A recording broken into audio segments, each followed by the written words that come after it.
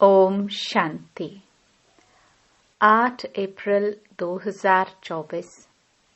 बाबा के महावाक्य। मीठे बच्चे, इन आंखों से जो कुछ देखते हो यह सब खत्म हो जाना है, इसलिए इससे बेहद का वैराग्य। बाप तुम्हारे लिए नई दुनिया बना रहे हैं। प्रश्न, तुम बच्चों की साइलेंस में कौन सा रहस्य समाया हुआ है? उत्तर, जब तुम साइलेंस में बैठते हो तो शांति धाम को याद करते हो। तुम जानते हो साइलेंस माना जीते जी मरना। यहाँ बाप तुम्हें सतगुरु के रूप में साइलेंस रहना सिखलाते हैं।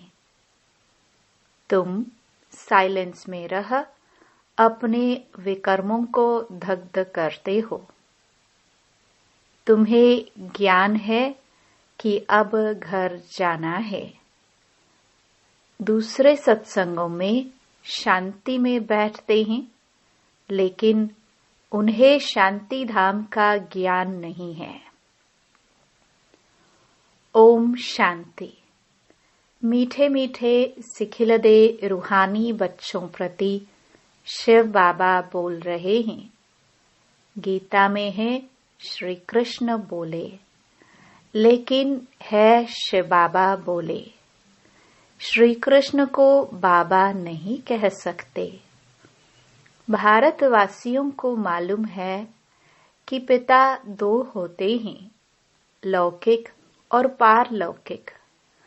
पारलौकिक को परम पिता कहा जाता है, लौकिक को परम पिता कह नहीं सकते। तुमको कोई लौकिक पिता नहीं समझाते हैं। पारलौकिक बाप पारलौकिक बच्चों को समझाते हैं। पहले पहले तुम जाते हो शांति धाम, जिसको तुम मुक्ति धाम, निर्वाण धाम व वानप्रस्थ भी कहते हो। अब बाप कहते हैं, बच्चे अब जाना है शांति धाम। सिर्फ उनको ही कहा जाता है टावर ऑफ साइलेंस। यहाँ बैठे हुए पहले पहले शांति में बैठना है। कोई भी सत्संग में पहले पहले शांति में बैठते हैं, परंतु उन्हों को शांति धाम का ज्ञान नहीं है। बच्चे जानते हैं हम आत्माओं को इस पुराने शरीर को छोड़ घर जाना है। कोई भी समय शरीर छूट जाए, इसलिए अब बाप जो पढ़ाते हैं वह अच्छी रीति पढ़ना है। वह सुप्रीम टीचर भी है, सद्गति दाता गुरु भी है। उनसे योग लगाना है। यह एक ही तीनों सर्विस करते हैं।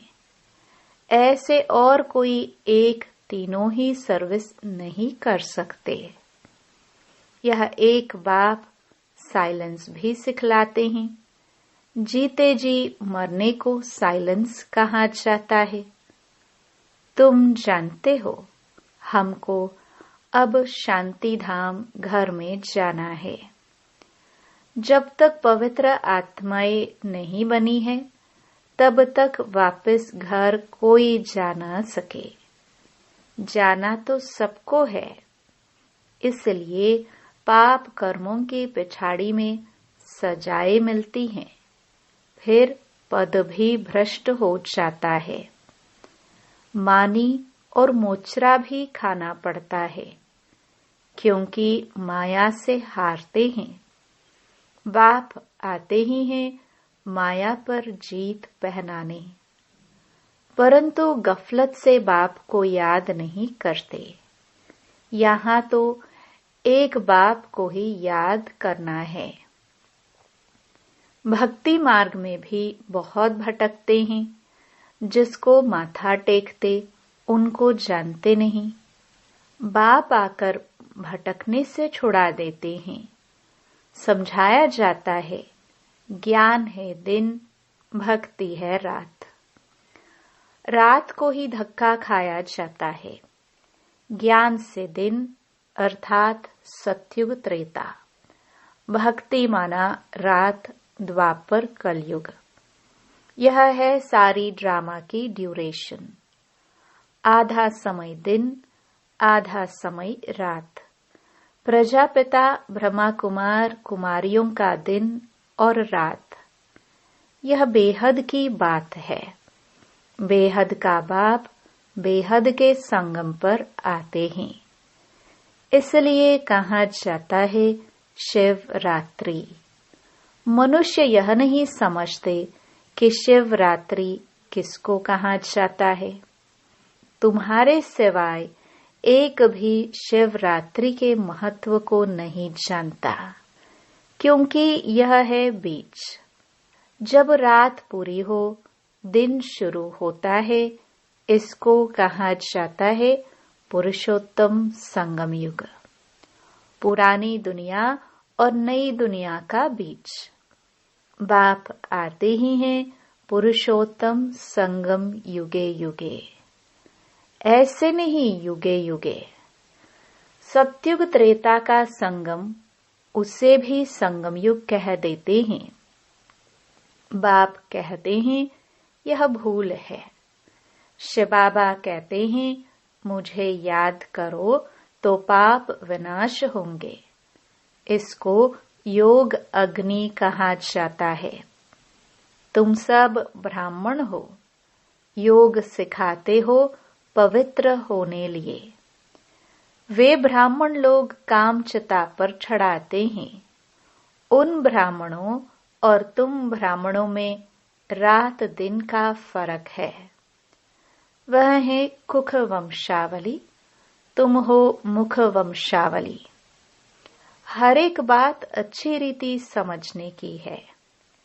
यूं तो कोई भी आते हैं, उसको समझाया जाता है बेहद के बाप को याद करो तो विकर्म विनाश होंगे और बेहद के बाप का वर्षा मिलेगा। फिर जितना जितना दैवी गुण धारण करेंगे और कराएंगे, उतना ऊंच पद पाएंगे। बाप आते ही हैं पतितों को पावन बनाने। तो तुमको भी यह सर्विस करनी है। पतित तो सभी हैं, गुरु लोग किसको भी पावन कर न सके। पतित पावन नाम शिव बाबा का है। वह आते भी यहाँ है। जब सभी पूरे पतित बन जाते हैं ड्रामा के प्लान अनुसार, तब बाप आते हैं। पहले पहले तो बच्चों को अलफ समझाते हैं, मुझे याद करो। तुम कहते हो ना वह पतित पावन है। रूहानी बाप को कहा जाता है पतित पावन। कहते हैं हे भगवान अथवा हे बाबा, परंतु परिचय किसको भी नहीं। अभी तुम संगमयुग वासियों को परिचय मिला है।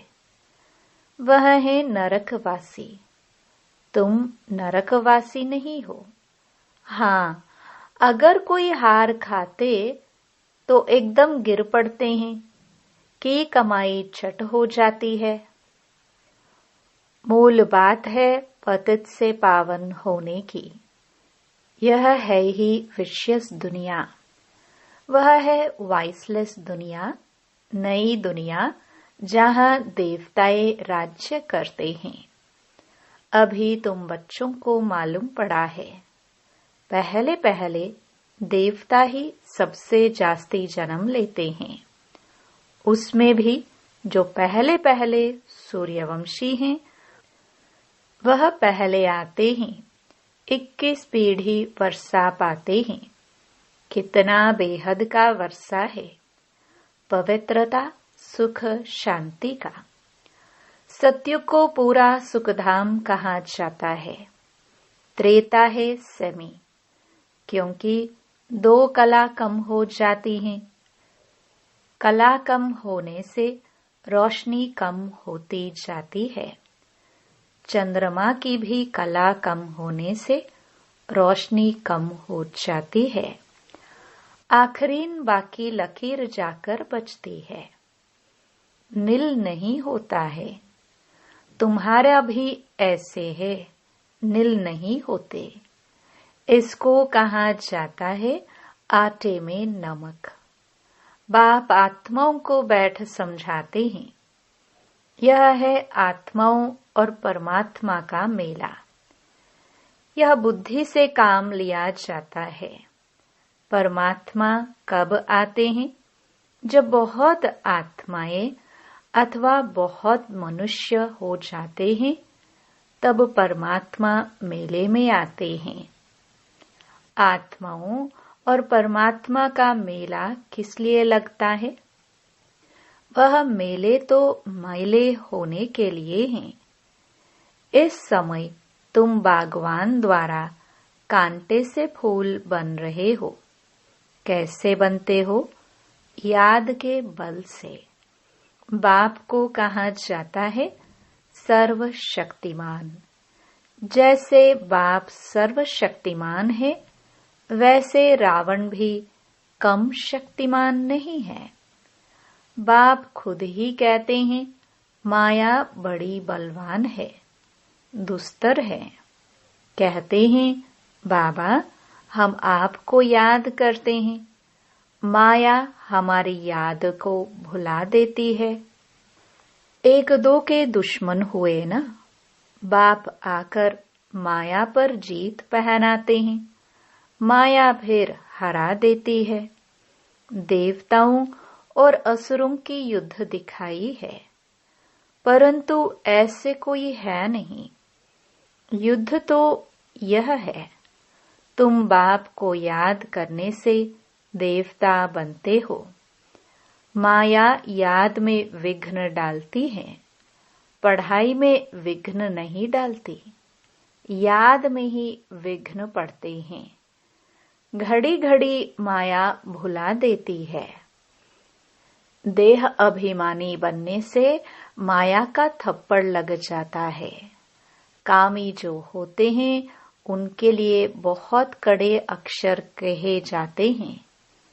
यह है ही रावण राज्य।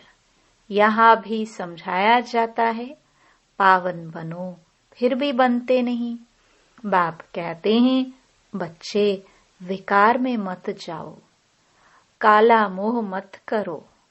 फिर भी लिखते हैं बाबा माया ने हार खिला दी, अर्थात काला मोह कर बैठे। गोरा और सांवरा है ना। विकारी काले और निर्विकारी गोरे होते हैं। श्याम सुंदर का भी अर्थ सिवाय तुम्हारे दुनिया में कोई नहीं जानते। श्री कृष्ण को भी श्याम सुंदर कहते हैं। बाप उनके ही नाम का अर्थ समझाते हैं। श्री कृष्ण का 1 नंबर प्रिंस था। सुंदरता में नंबर 1 यह पास होता है। फिर पुनर्जन्म लेते लेते नीचे उतरते उतरते काले बन जाते हैं, तो नाम रखा है श्याम सुंदर। यह अर्थ भी बाप समझाते हैं। शिव बाबा तो है ही एवर सुंदर। वह आकर तुम बच्चों को सुंदर बनाते हैं। पतित काले पावन सुंदर होते हैं। नेचुरल ब्यूटी रहती है। तुम बच्चे आए हो कि हम स्वर्ग का मालिक बने। गायन भी है शिव भगवानुवाच। माताएं स्वर्ग का द्वार खोलती हैं, इसलिए वंदे मातरम गाया जाता है। वंदे मातरम तो अंडरस्टूड पिता भी है। बाप आत्माओं की महिमा को बढ़ाते हैं। पहले लक्ष्मी, पीछे नारायण। यहाँ फिर पहले मिस्टर, पीछे मिसेस। ड्रामा का राज ऐसा बना हुआ है। बाप रचयिता पहले अपना परिचय देते हैं। एक है हद का लौकिक बाप, दूसरा है बेहद का पारलौकिक बाप। बेहद के बाप को याद करते हैं क्योंकि उनसे बेहद का वर्षा मिलता है। हद का वर्षा मिलते हुए भी बेहद के बाप को याद करते हैं। बाबा आप आएंगे तो हम और संग तोड़ एक आपसे ही जोड़ेंगे। यह किसने कहा? आत्मा ने। आत्मा ही इन ऑर्गन्स द्वारा पार्ट बजाती है। हर एक आत्मा जैसे जैसे कर्म करते ही ऐसे ऐसे जन्म लेती है। साहूकार गरीब बनते हैं, कर्म है ना। यह लक्ष्मी नारायण विश्व के मालिक हैं। इन्होंने क्या किया यह तो तुम जानते हो और तुम ही समझा सकते हो। बाप कहते हैं इन आंखों से तुम जो कुछ भी देखते हो बेहद का वैराग्य, यह तो सब खत्म हो जाना है। नया मकान बनाते हैं तो फिर पुराने से वैराग्य हो जाता है। बच्चे कहेंगे बाबा ने नया मकान बनाया है, हम उसमें जाएंगे। यह पुराना मकान तो टूट फूट जाएगा। यह है बेहद की बात। बच्चे जानते हैं बाप आया हुआ है स्वर्ग की स्थापना करने। यह पुरानी छीछी दुनिया है। तुम बच्चे अभी त्रिमूर्ति शिव के आगे बैठे हो। तुम विजय पहनते हो। वास्तव में तुम्हारा यह त्रिमूर्ति कोट ऑफ आर्म्स है। तुम ब्राह्मणों का यह कुल सबसे ऊंचा है, चोटी है। यह राजाई स्थापन हो रही है। इस कोट ऑफ आर्म्स को तुम ब्राह्मण ही जानते हो। शिव बाबा हमको ब्रह्मा द्वारा पढ़ाते हैं देवी देवता बनाने के लिए। विनाश तो होना ही है। दुनिया तमो प्रधान बनती है तो नेचुरल कैलामिटीज भी मदद करती हैं। बुद्धि से कितनी साइंस निकालते रहते हैं, पेट से कोई मुसल नहीं निकले हैं। यह साइंस निकली है जिससे सारा कुल को खत्म कर देते हैं। बच्चों को समझाया है ऊंच ते ऊंच है शिव बाबा। पूजा भी करनी चाहिए एक शिव बाबा की और देवताओं की। ब्राह्मणों की पूजा हो नहीं सकती क्योंकि तुम्हारी आत्मा भल पवित्र है लेकिन शरीर तो पवित्र नहीं है, इसलिए पूजन लायक नहीं हो सकते। महिमा लायक हो। जब फिर तुम देवता बनते हो तो आत्मा भी पवित्र, शरीर भी नया पवित्र मिलता है। इस समय तुम महिमा लायक हो। वंदे मातरम गाया जाता है।